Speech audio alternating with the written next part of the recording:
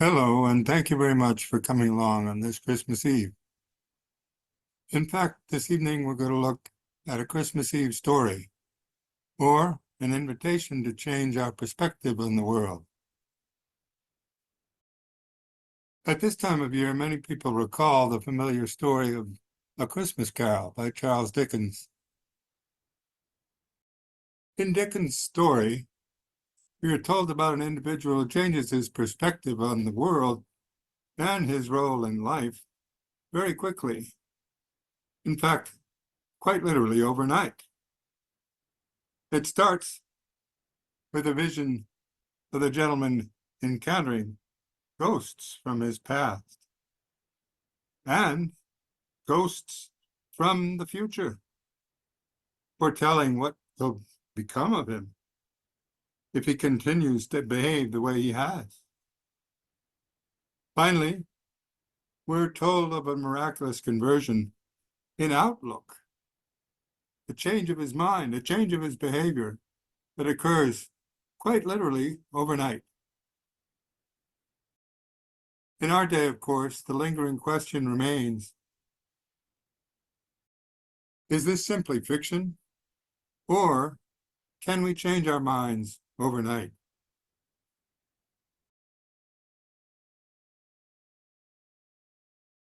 One of the most powerful images in the Dickens story has to do with the ghost from the future, who points his finger towards a solitary grave, mourned by no one, in fact, remembered by no one.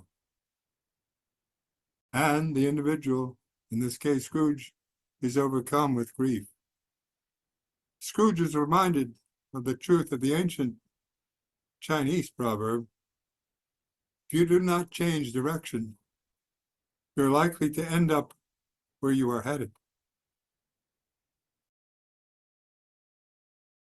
This is why we all need, from time to time, a perspective corrective, which is, in fact, what Scrooge experienced overnight, a perspective corrective. In our day, we need to learn how to change our minds in times of crisis. We're in the midst of multiple crises on all sides: ecological crises, social crises, political crises, military crises. But we need to learn to change our minds in the times of crises, lest we simply replicate what has brought these crises on in the first place. Well, what's needed then is perspective corrective, changing our minds. We've been warned about the problems facing all of humanity, and you've probably seen it on the daily news. You can see examples of it very quickly. And it's been argued that humanity now confronts the largest challenge in its history as a species on Earth. If we are to have any hope of surviving on this small blue planet, the only life-supporting ecosystem in the known universe, we must learn to change our minds, our beliefs, and our behavior very quickly, very soon.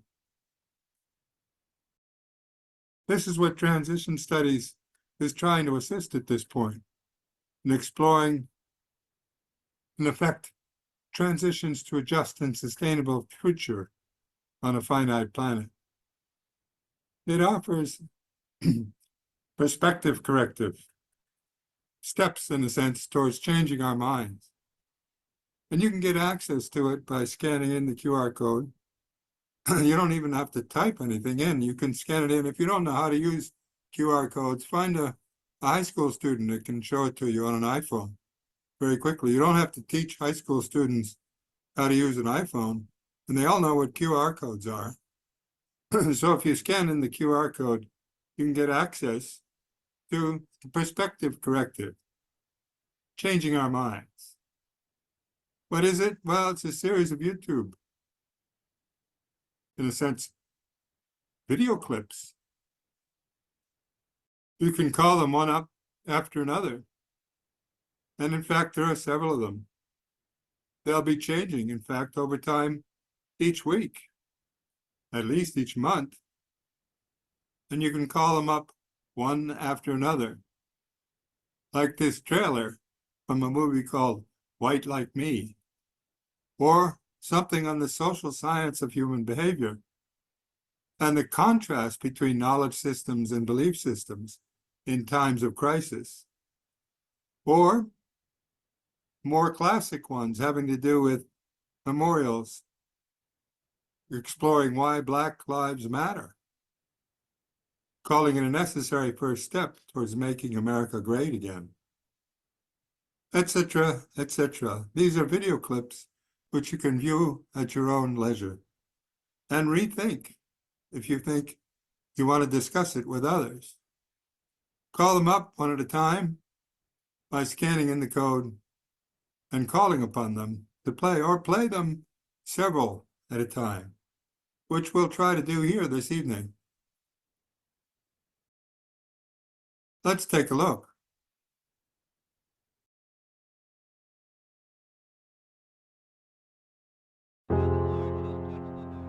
When it comes to race, we've overcome quite a lot in this country. Slavery, Civil War, segregation. We've even elected a Black man to the highest office in the land. Change has come to America. But as tempting as it might be to celebrate these things as signs that we've entered into a period of colorblind, post-racial harmony, we have to admit that we're moving forward in this world and that race issues are moving to the periphery. I think those problems are largely behind us. the fact is, racial inequalities still exist. Today, there are more African Americans in prison or jail on probation or parole than were enslaved in 1850, a decade before the Civil War began. And racial bias still affects the way we view others. I want you to check out this protester. See the sign he's waving there? That's the president made to look like an African witch doctor. And when we fail to recognize that, we not only continue to do an injustice to people of color, we end up doing damage to white folks as well.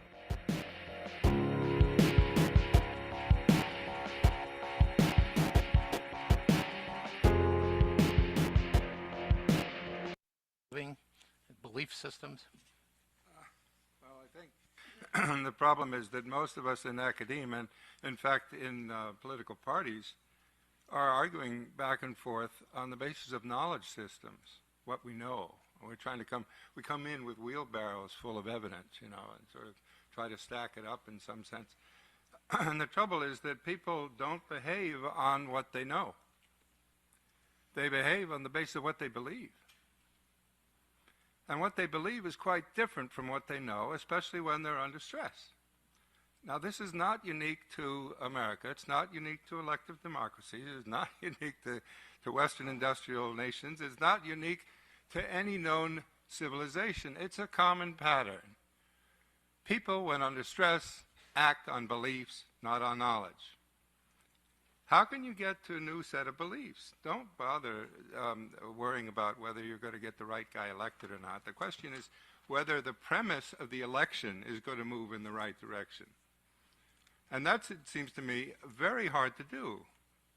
Not a cheerleading proposition. It has to do with the question, do we have the power to change our minds?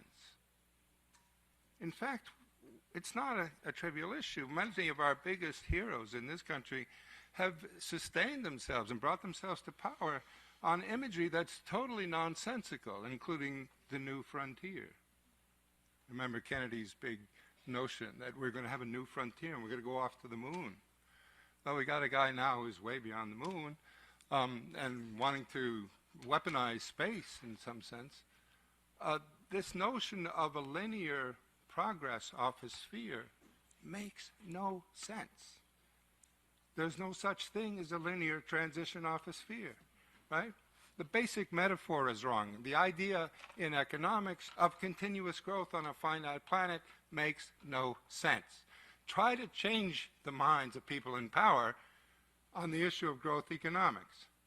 Find a candidate who will stand up and say, vote for me, I can promise you no growth. Right? you laugh at it because it's laughable. We've grown up in a culture that thinks exponential growth is normal. It's not. And it won't be. Can't happen, won't happen. You need some sober talk from people like 15-year-old Swedish schoolgirls to say, listen, we're in this way beyond the institutions we've inherited or could possibly create. We've got to learn languages fast. And we've got to learn that, yes, we've got a racial problem on Earth. It's the human race. We've got to start embracing each other fast.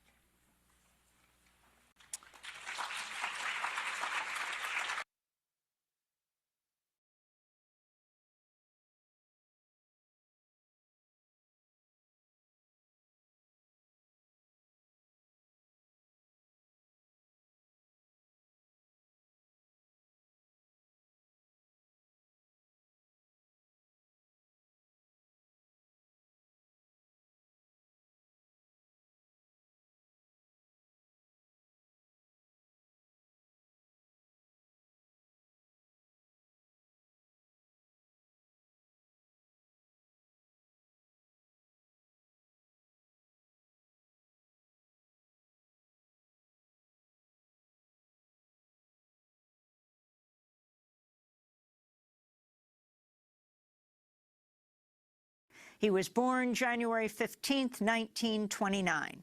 He was assassinated April 4, 1968, at the Lorraine Motel in Memphis, Tennessee. He was just 39 years old. While Dr. King is primarily remembered as a civil rights leader, he also championed the cause of the poor, organizing the Poor People's Campaign to address issues of economic justice, and Dr. King was a fierce critic of U.S. foreign policy and the Vietnam War.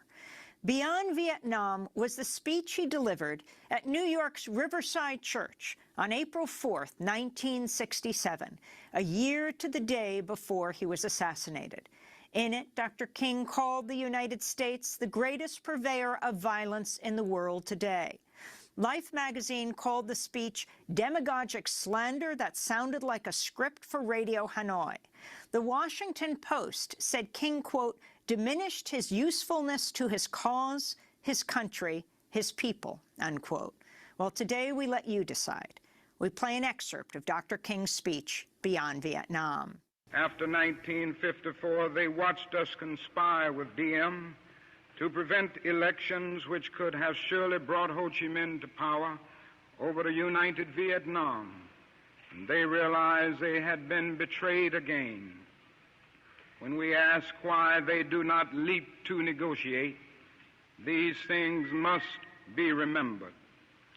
Also, it must be clear that the leaders of Hanoi considered the presence of American troops in support of the Diem regime to have been the initial military breach of the Geneva Agreements concerning foreign troops.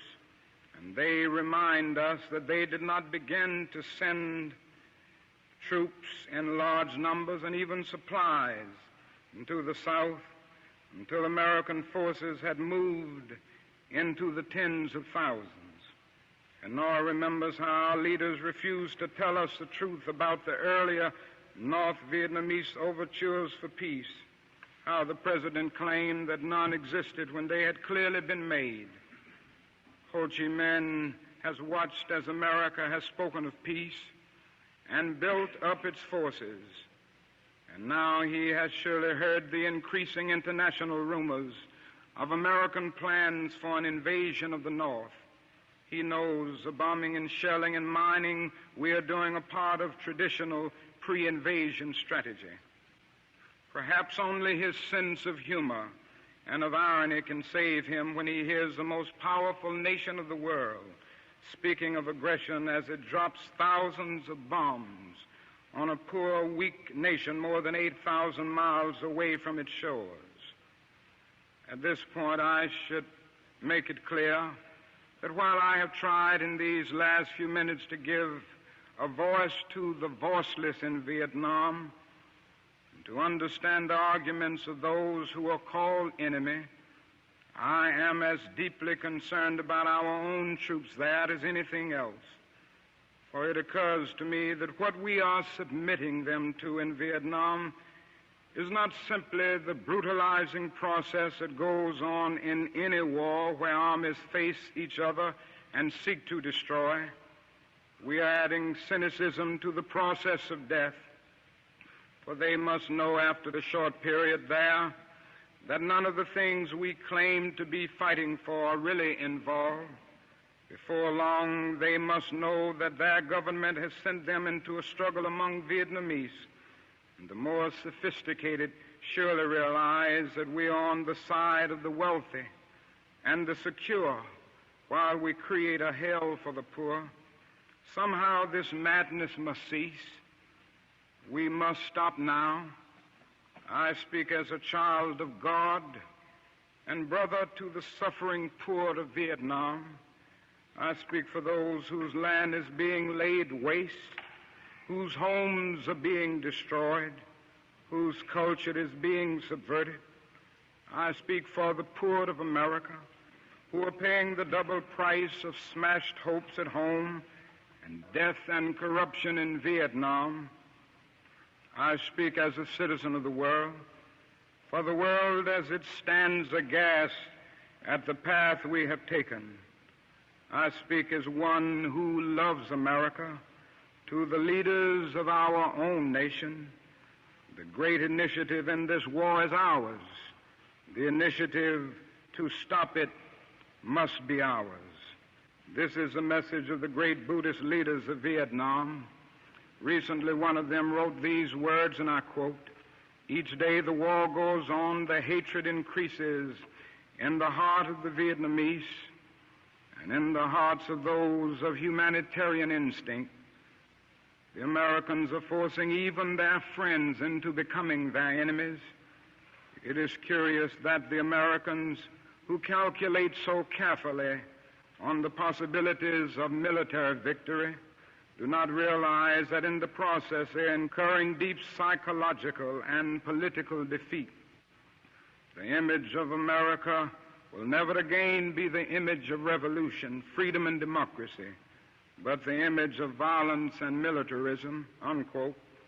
If we continue, there will be no doubt in my mind and in the mind of the world that we have no honorable intentions in Vietnam.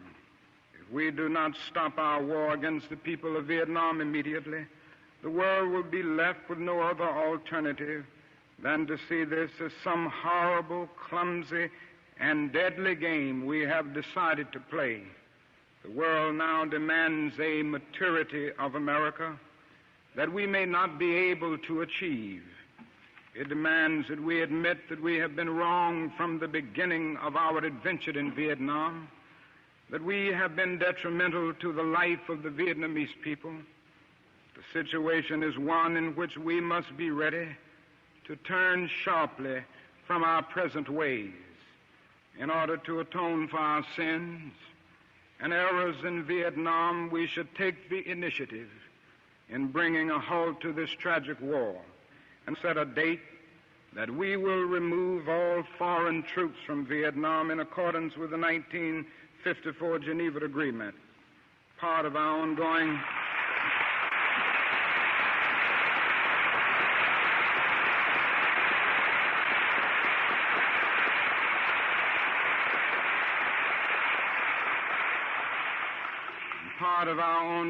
commitment might well express itself in an offer to grant asylum to any Vietnamese who fears for his life under the new regime, which included the Liberation Front. Then we must make what reparations we can for the damage we have done. We must provide the medical aid that is badly needed, making it available in this country if necessary. Meanwhile,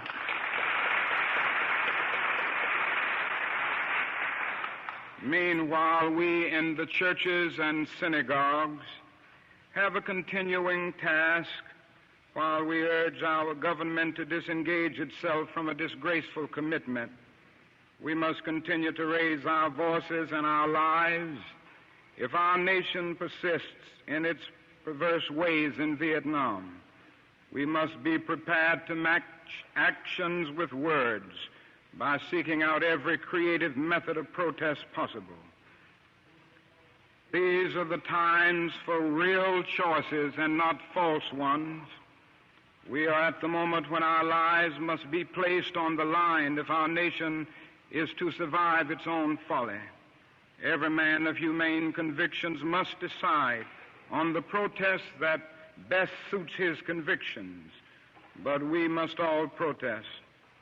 Now, that is something seductively tempting about stopping there and sending us all off on what in some circles has become a popular crusade against the war in Vietnam. I say we must enter that struggle, but I wish to go on now to say something even more disturbing. The war in Vietnam is but a symptom of a far deeper malady within the American spirit, and if we ignore this sobering reality,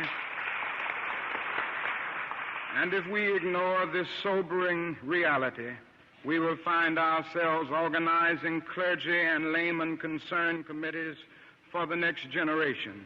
They will be concerned about Guatemala and Peru. They will be concerned about Thailand and Cambodia. They will be concerned about Mozambique and South Africa. We will be marching for these and a dozen other names and attending rallies without end unless there is a significant and profound change in American life and policy.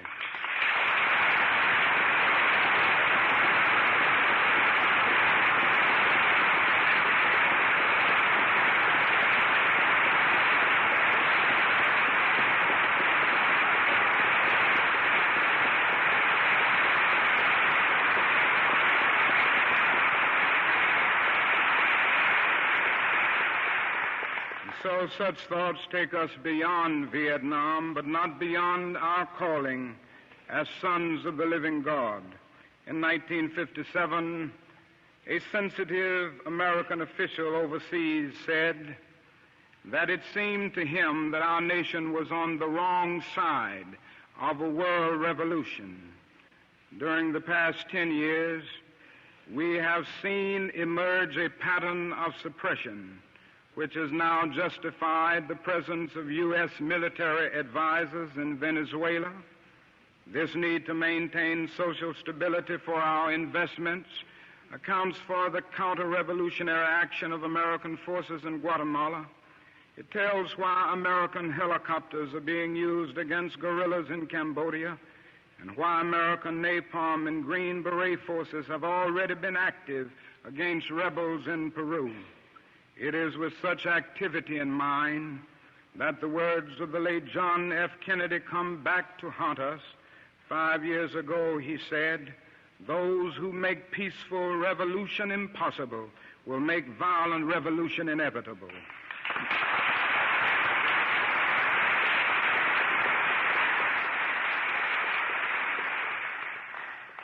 Increasingly by choice or by accident, this is the role our nation has taken, the role of those who make peaceful revolution impossible by refusing to give up the privileges and the pleasures that come from the immense profits of overseas investments.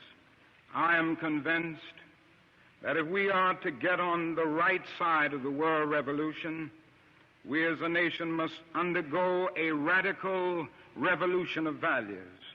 We must rapidly begin the shift from a thing-oriented society to a person-oriented society, when machines and computers, profit motives and property rights are considered more important than people. The giant triplets of racism, extreme materialism, and militarism are incapable of being conquered. A true revolution of values will soon cause us to question the fairness and justice of many of our past and present policies.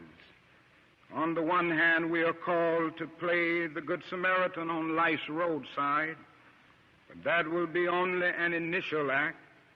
One day we must come to see that the whole Jericho road must be transformed so that men and women will not be constantly beaten and robbed as they make their journey on life's highway. True compassion is more than flinging a coin to a beggar. It comes to see that an edifice which produces beggars needs restructuring.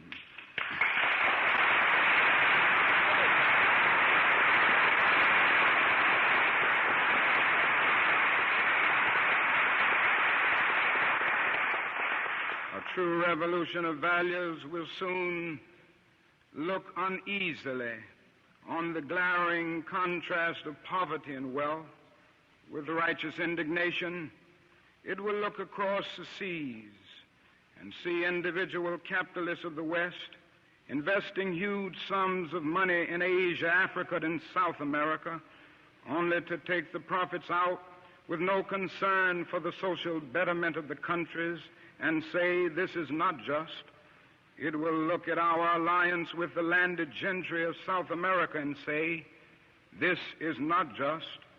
The Western arrogance of feeling that it has everything to teach others and nothing to learn from them is not just. A true revolution of values will lay hand on the world order and say of war, this way of settling differences is not just.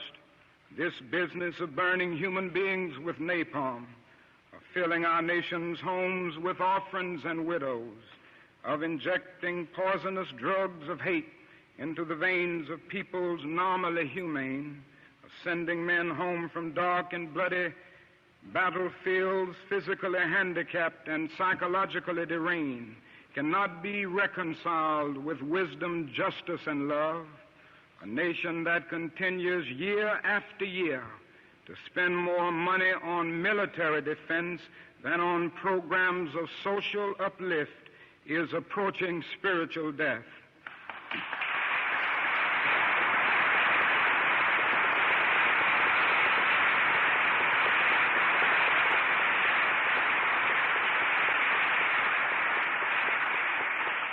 America, the richest and most powerful nation in the world, can well lead the way in this revolution of values. That is nothing except a tragic death wish to prevent us from reordering our priorities so that the pursuit of peace will take precedence over the pursuit of war. These are revolutionary times.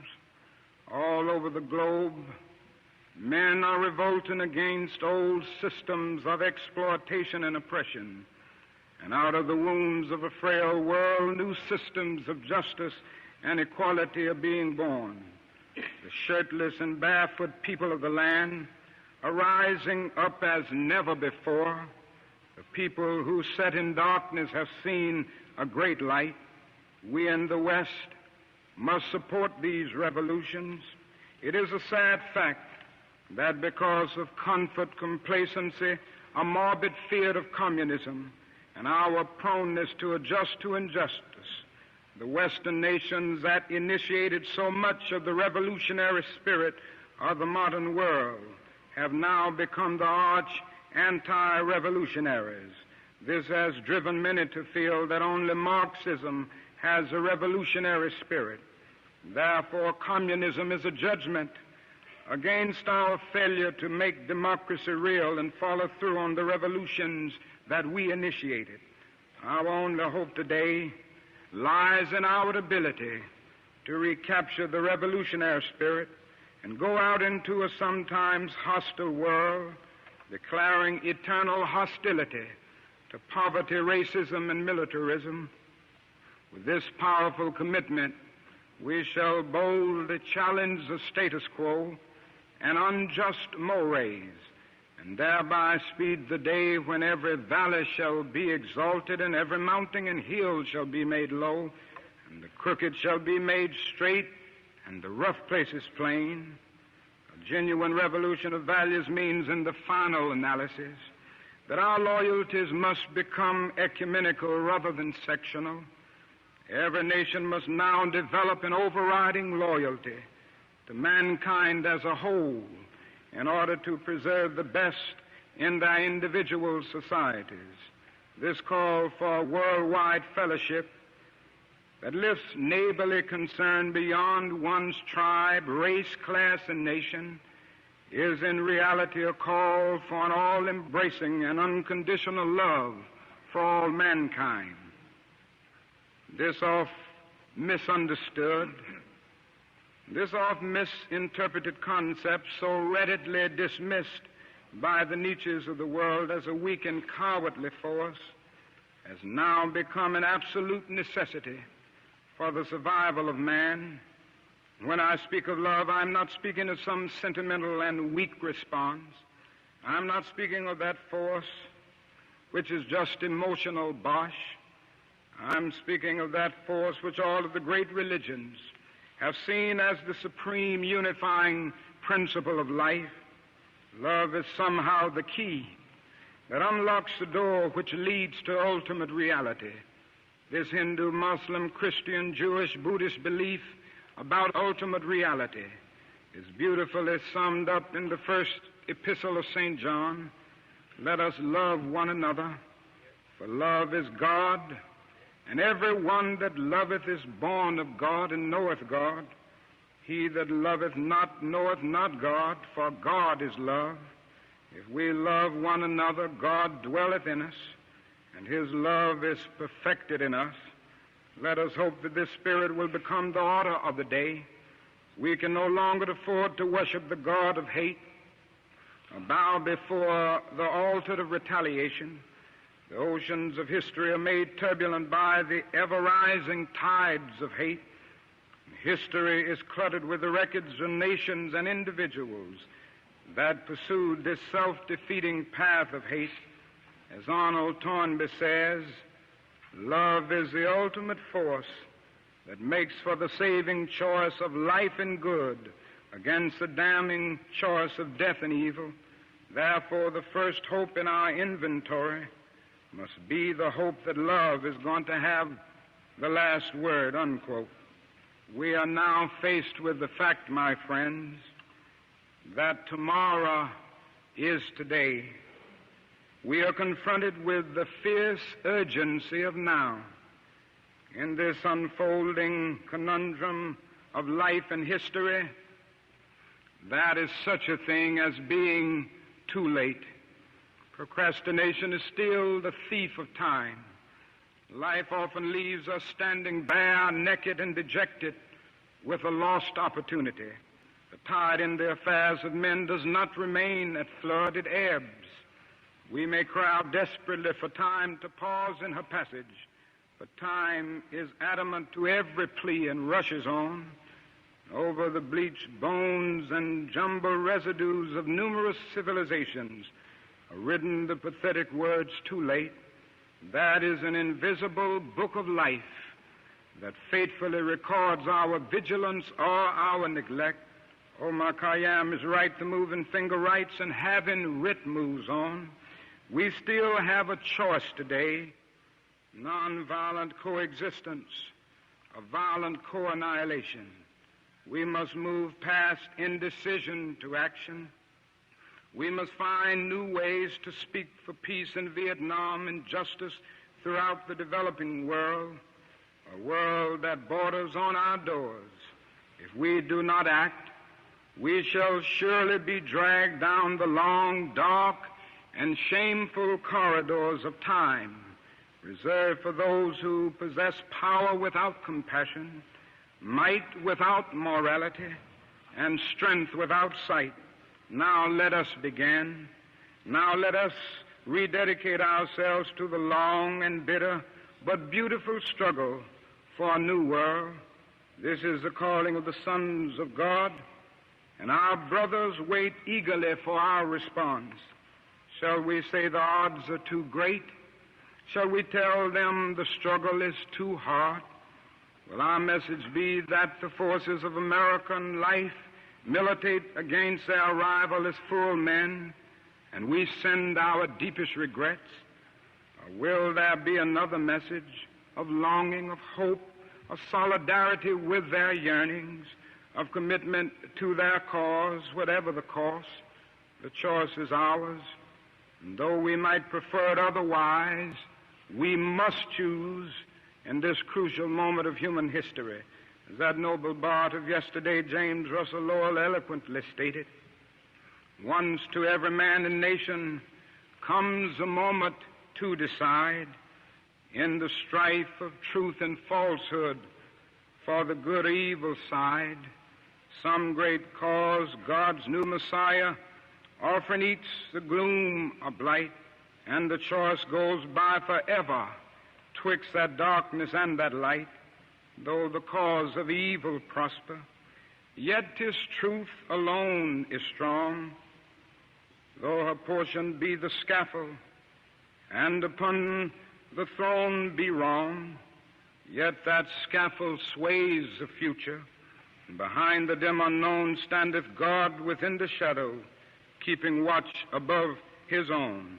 And if we will only make the right choice, we will be able to transform this pending cosmic elegy into a creative psalm of peace.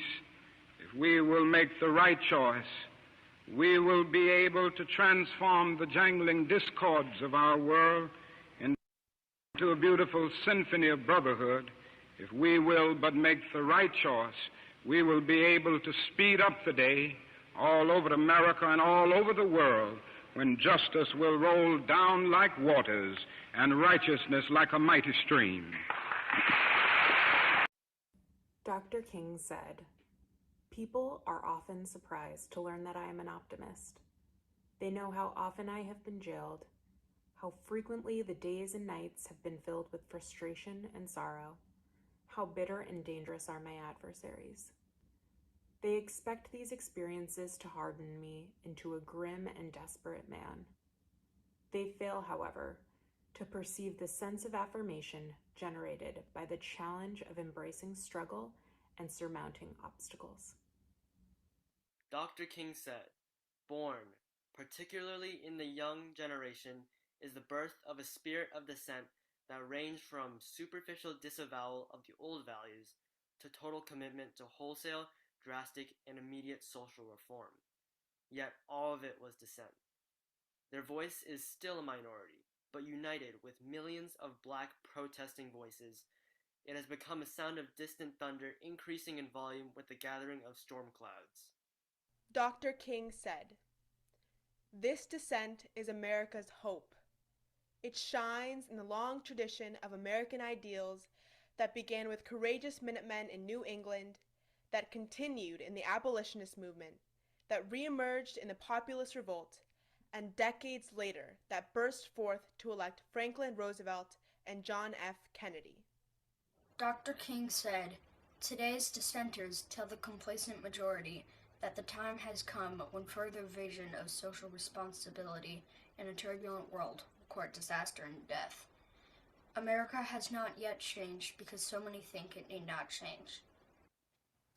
Dr. King said, "America must change, because 23 million plus black citizens will no longer live supinely in a wretched past.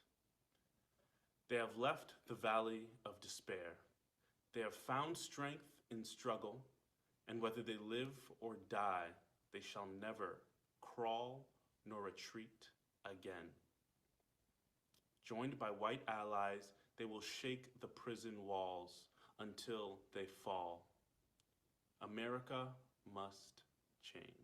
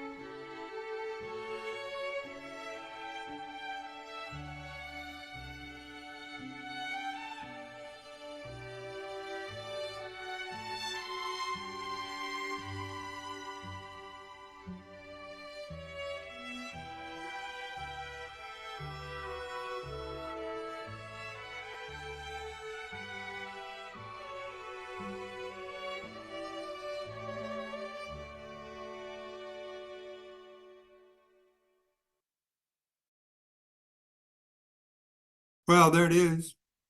At least 3 of them. There will be others, and they'll change from time to time, once a month, once a week, sometime when the events call forth the need to reflect on the corrective of your perspective. Thank you very much.